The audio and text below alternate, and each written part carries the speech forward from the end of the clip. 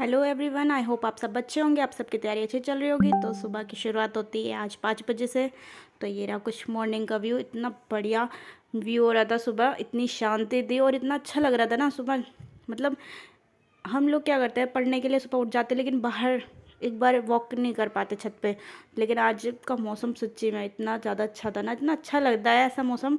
तो सुबह कोशिश करो जल्दी उठो और ऐसे व्यू ज़रूर देखो। थोड़ी देर बैठो, 5 मिनट थोड़ा मेडिटेशन कर लो। ऐसे व्यू में बहुत अच्छा लगता है। तो आज थे नवमी, तो आज सुबह जल्दी उठना था। मैंने जैसे बताया था कि आज कन्या पूजन है, तो सुबह जल्दी उठ के बहुत सारा काम था। तो वो सब करने के बाद मैं फ्री हुई थी।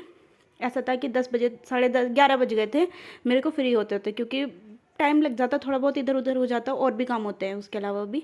तो 11 बजे मैं फ्री हुई थी। पर प्रसाद का हलवा पूड़ी खाने के बाद ना इतनी नींद आती है, मतलब वो खा के मैं 1-2 घंटा सो गई। मैंने कहा सो जाती हूँ, उसके बाद ही कुछ करूँगी। तो मैं उठी थी 1:30-2 बजे के आसपास। देन उसके बाद मैंने अपने करंट अफेयर स्टार्ट किए। मैंने जो टू डू लिस्ट दिखाई वो मैंने टू डू लिस्ट बनाई थी दोपहर में।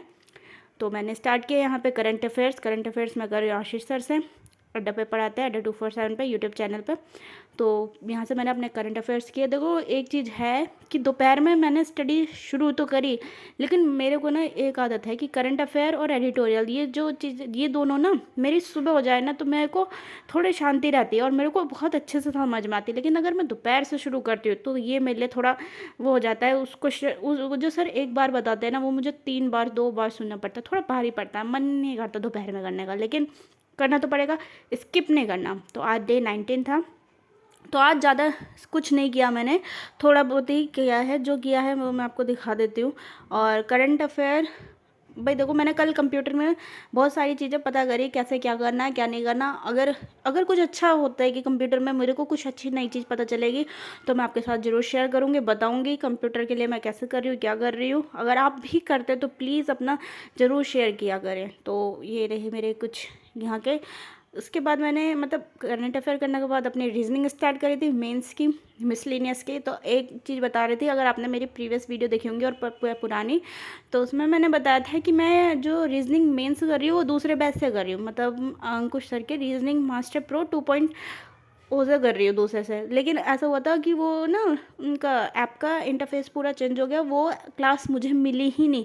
पता नहीं उसमें थी कि नहीं थी, शायद वो नहीं थी, क्योंकि जब मैंने दोबारा अभी कल परसों में चेक किया तब वो क्लास मुझे मिली है। उससे पहले वो क्लास थी ही नहीं। ऐसा हो जाता है, थोड़ा बहुत टेक्निकल थोड़ा इशू आ जाता है, तो कोई नहीं। मैंने लेकिन दूसरी क्लास स्टार्ट कर दी थी रीजनिंग की, वो सर ने 1-2 साल पहले लगाई थी। देखो उसमें भी सब कुछ रीजनिंग में वही होता, मेंस की क्लास है, वही मिसलिनियस और पजल्स है, सब वैरायटी होती है अलग अलग बैच में।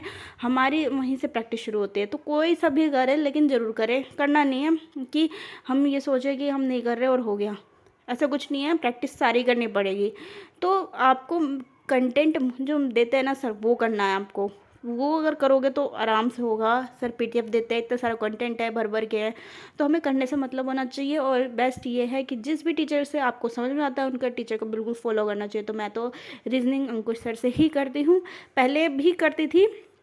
और भी टीचर्स थे, जैसे अड्डा पे पढ़ाते हैं, सौरभ सर पढ़ाते हैं, या शुभम श्रीवास्तव सर। तो उनकी ना एक आते हैं जैसे आईबीपीएस क्लर्क का एग्ज़ाम है या एसबीआई का एग्ज़ाम है, मतलब जितने भी एग्ज़ाम होते हैं उससे कम से कम 15 से 20 दिन पहले ना सर वो करवाते हैं। अड्डा पे क्या चलवाते हैं कि मॉक टेस्ट शुरू हो जाते हैं। रीजनिंग के अलग चलते हैं, इंग्लिश के अलग चलते हैं, मैथ्स के अलग। तो अगर आपको जैसे प्रैक्टिस करनी है, अपनी हैबिट बनानी है, तो वो मॉक आप वहाँ से अटेम्प्ट कर सकते हो। ऑनलाइन होता है, ऐसा नहीं कि वहाँ जाके आप टाइमर ऐसा कर सकते हो कि वो रिकॉर्डेड करो और कोशिश करो टाइमर लगा कर खुद से वो सॉल्व करने की। देखो आप कर पा रहे हो कि नहीं कर पा रहे हो, वहाँ से डेली जब प्रैक्टिस होगी, जो बिगनर्स हैं उनके लिए बहुत अच्छा तरीका है प्रैक्टिस करने का। पीडीएफ से लगाओ टाइमर लगा के, हर एक चीज़। अगर पीडीएफ लगाना है, वीडियो से करना है, वीडियो को पॉज करके अपना टाइमर लगा के खुद से करो। और वो चीज़ करने हो, देखो वो सर मॉक टेस्ट जो प्रीवियस ईयर एक तरीके से मेमोरी बेस्ड पेपर करवाते हैं अड्डा पे भी। तो ये रहता है कि चलो ये मेमोरी बेस्ड है, कम से कम हम पहली बार एग्ज़ाम देने जा रहे हैं तो इस हिसाब से क्वेश्चन आएंगे, आप इसके फैमिलियर हो जाओगे एटलीस्ट उसके पैटर्न के, उस चीज़ के कि क्लर्क में कैसा था। बाई चांस अगर थोड़ा सा भी हल्का फुल्का चेंज होता है, पूरा पेपर चेंज नहीं होने का, पता है कि वही चीज़ें आनी है, बस घुमा फिरा के आ जाते हैं। नए पजल्स आ जाएंगी, नए मिसलिनियस आ जाएंगे, होता सब कुछ वही है, प्रैक्टिस सब कुछ वही होती है। तो यही है कि आपको अपनी पकड़ बनानी है, वो कहीं से भी बन सकती है। आप पीडीएफ से करो, चाहे मॉक से करो, चाहे बुक से करो, लेकिन करना है तो करना है, और विदाउट टाइमर तो बिल्कुल नहीं करना है। आप अपने वॉच लग रही है आपके, टाइमर लगा लो, नहीं तो फ़ोन में वॉच है तो वॉच है सामने, देखो कि 30 सेकंड में मेरे ये मिसलिनियस का क्वेश्चन 2 मैं कर पा रही हूँ क्या, 30 सेकंड में 3 कर पा रही हूँ क्या। जैसे अल्फ़ा न्यूमेरिक सीरीज़ आती है, वो इतनी ईजी होती है ना कि वो आप विद इन 30 सेकंड आराम से हो सकती है। आप चैलेंज करो अपने आप को, आप देखो कि आप एक मिसलिनियस को कितने सेकंड में कर रहे हो, क्या मैं इससे पहले कर सकती थी, ये भी चेक करना होता है। और पजल्स देखो लास्ट में करना होता है मॉक में और एग्ज़ाम में भी, तो उसको भी देखो आप पजल्स कितनी देर में बना रहे हो। तो ये सब चीज़ें ना प्रैक्टिस से ही होंगी, जितनी आपकी प्रैक्टिस होगी अच्छी उतना सब कुछ होगा। तो देखो मेरे रीजनिंग में 6 अटैम्प्ट हो जाते हैं, रीजनिंग का तो मेरे को कोई प्रॉब्लम नहीं है। मेरे को प्रॉब्लम जो है ना मैथ्स की है, कि मैथ्स मेरे से होते तो है कि मैं कर लेती हूँ, बस इतना है कि बस मतलब थोड़ी ठीक है, 20 तक मैं अटेम्प्ट कर पाती हूँ, मेरे पास टाइम नहीं बचता। क्यों? क्योंकि मेरी मैथ्स में स्पीड स्लो है और वही मुझे बढ़ानी है। इस 20 से लेके 30 तक ना 10 नंबर जो हैं इसको थोड़े अच्छे से करना है। आरआरबी क्लर्क में तो मेरे हो जाते हैं 35 तक, मेरे अटैम्प्ट अच्छे से होते हैं। लेकिन जो ये आईबीपीएस के हो गए, एसबीआई के हो गए, इसमें और लोगों के मेरे से तो बहुत अच्छे होते हैं। 35 में से 35 करें, मुझे 35 में से 35 नहीं करने, लेकिन एटलीस्ट मैं 25 तक भी पहुंचूँ ना। मेरा टारगेट यही है कि 25 प्लस करना है, और विद एक्यूरेसी के साथ। तो आज मैंने रीजनिंग में दिखा देती हूँ पहले आपको। रीजनिंग में मैंने आज किए थे इनपुट आउटपुट के क्वेश्चन, तो अच्छे खासे लेवल के थे। पहला ही क्वेश्चन था बिल्कुल ईजी था, तो उसमें देखो ये रहे 12+4, मतलब ये नंबर्स थे, उनको किस हिसाब से रखना है और अल्फ़ाबेट को किस हिसाब से रखना है। अब दूसरा क्वेश्चन में जब मैंने ट्राई किया, तो मैंने पहले अल्फ़ा जो थे ना ABCD उनकी नंबरिंग करी उस हिसाब से, तो वहाँ गलत हो गया, दोबारा करी है वो, आप देख लेना। तो दोबारा अलग सर ने तरीके से बताया था, तो वो वैसे करी, तब जाके हुआ, मतलब नया क्वेश्चन था। तो 3-4 क्वेश्चन थे उस पूरी वीडियो में। देन शाम को मैंने ये एडिटोरियल की क्लास करी, तो यहाँ से आज मैंने सिर्फ और सिर्फ वोकैब करे हैं। मैंने आरसी नहीं करी है, सिर्फ वोकैब और इडियम फ्रेज और फ्रेजर वर्क करी है। ऐसा था मेरा आज आरसी करने का बिल्कुल मन नहीं कर रहा था, क्योंकि मैं बता तो रही हूँ मेरे को शाम के दोपहर के टाइम एडिटोरियल और करंट अफेयर करना थोड़ा भारी पड़ता है। तो मैंने कहा कि वोकैब तो कर ही लूँ, वोकैब नहीं छोड़ सकती, वोकैब करनी है। कुछ वोकैब पुरानी थी, मैम ने इतनी सारी रिवाइज भी कराई, वो कर लिया, और जो नई थी उसको भी समझा कैसे क्या है क्या नहीं है।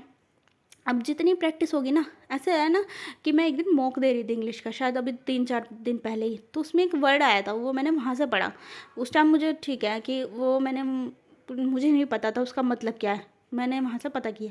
उसके बाद मुझे नहीं पता, थोड़ी देर बाद जब मैंने यहाँ मैम से एडिटोरियल करे, तो वहाँ पे वो कैब मिल गया। तो ऐसे ही चीज़ें याद हो जाती है, चली जाती हैं। जितनी प्रैक्टिस होगी उतना ही अच्छा होगा। होप सो मेरी वीडियो अच्छी लगी तो सब्सक्राइब करें।